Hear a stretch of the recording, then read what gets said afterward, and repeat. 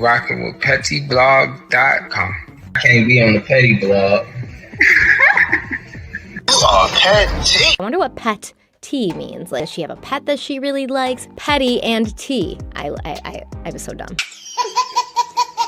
So they already know that I'm dropping the tea. So let's get into this Takeoff update verbatim. The Houston area man accused of offing Migos rapper Takeoff posted bond and was released from jail Wednesday, 3 weeks after his defense attorney successfully lobbied a judge to reduce his bail from $2 million to $1 million, according to Harris County court records. Patrick Clark, 33, of Channelview is charged with the M-word in the November 1st occurrences of Takeoff, the 28-year-old musician whose real name was Kirsnick Khari Ball.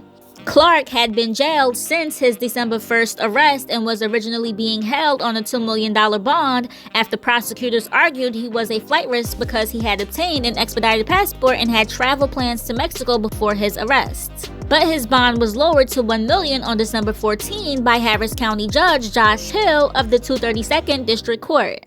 Clark's attorneys argued during the hearing that day that the original bond amount was excessive and unconstitutional and that he and his family could not afford to come up with 10% of the bail amount, which is required to post bond. Clark's father, Joseph, took the witness stand during the hearing and reportedly said that his son had pre-existing plans to travel out of the country with family members, also offering to use their Channelview home as collateral in an arrangement with the bail bonds company. Wow, yeah. They were going to give their house up, then they really don't believe that he did this. But I digress. Neither Patrick nor his family posted the bond in this case. Letitia, a defense attorney for Clark, said in a Thursday statement to Houston Public Media, a concerned citizen and family friend who believes in Patrick's innocence posted the bond on his behalf. Like any other defendant, Patrick is presumed to be innocent and has the right to bond.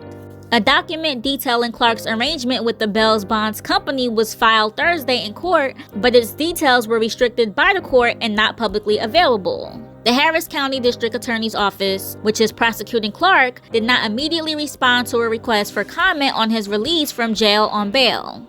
Houston police have said Takeoff, part of the Atlanta-based rap trio Migos, along with relatives QUAVO and Offset, was an innocent bystander and unarmed when he was fatally shot in the back and head after a private party at 810 Billiards and Bowling in downtown Houston during the early hours of November 1st. 2 other people were also injured at the time and transported to hospitals. Clark, who has no prior criminal convictions in Harris County, is accused of firing multiple gunshots into a crowd and fatally striking Takeoff. Police have said they identified Clark as the suspected shooter by using surveillance footage, cell phone videos, and fingerprints from a wine bottle he is alleged to have held during the shooting and then discarded at the nearby House of Blues. Clark resides with his parents in Channelview and is a Houston Community College student who also works as a disc jockey, according to a motion for reduced bail filed by his attorneys on December 12. Shortly after his arrest, Clark listed no income in an affidavit of financial condition.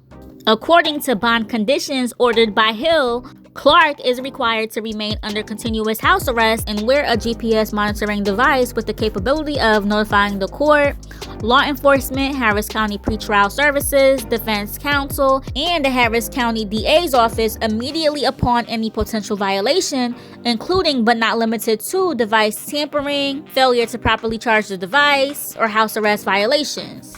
Clark's next court appearance is scheduled for March 9. He also has an obligation to comply with all the terms the court has laid out. He intends to comply fully and will appear for proceedings whenever the court requires him to do so. We believe Patrick is innocent, and at the appropriate time, the evidence will reveal that to be the case. And as many of you may know, every single person who knows or has encountered Patrick personally does not believe that he did this. Like, you literally can't find one person who believes it that knows him. For example, after he was arrested for allegedly doing this, someone who knows him posted this throwback picture of them and captioned it, "I don't care what y'all are about to say. Show me hardcore substantial evidence, a damn true accurate FaceTime, something with the damn truth, instead of dropping the hammer on a tack instead of a nail." For years, grimy ish been going on. Years. This takes the cake. This should be a lesson for all of our youth moving like this. You're expendable at any and all costs. Like I said, show me proof and I'll shut up, but I'm still not going to believe it. This man has grown and built his reputation and career from the ground up, from throwing and promoting house parties to where he was previously. I'm totally with so-and-so. It ain't adding up at all. It's been proven for years, time and time again, that police investigations are inaccurate. Ask and look at all them inmates that have been exonerated. We can't stop the BS that's been going on in the streets for years, but those that know, enough is enough. Parents, we have to teach our youth something different, especially if it means teaching them to never look up to someone that is trying to lead them that's never been through what they've been through. All the real gangsters are dead or in jail, and the ones that are still alive ducked off living, not still out here playing GTA in real life. Free Pat, it had to be said. If you know, you know.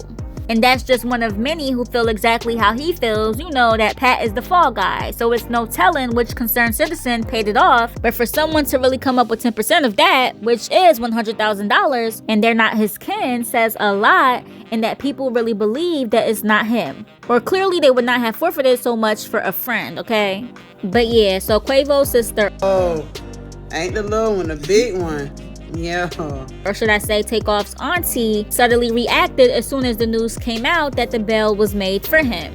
She immediately took to her stories within an hour of the news breaking and wrote, "I want my nephew back, broken heart emoji. I need you back, Takeoff, broken heart. I am not okay, sad face emoji." Then she shared a screenshot of a text thread between her and Takeoff that says, "Kirsnick, I really was happy to see you yesterday. Wish it had been longer. I love you so much. I just love being around you, nephew. Even if we are just sitting around doing nothing, I still enjoy it. I love you." To which Takeoff said, "Aww, teary eye emoji. Thank you, Shara. That's so sweet. I love you too. Heart, heart, heart."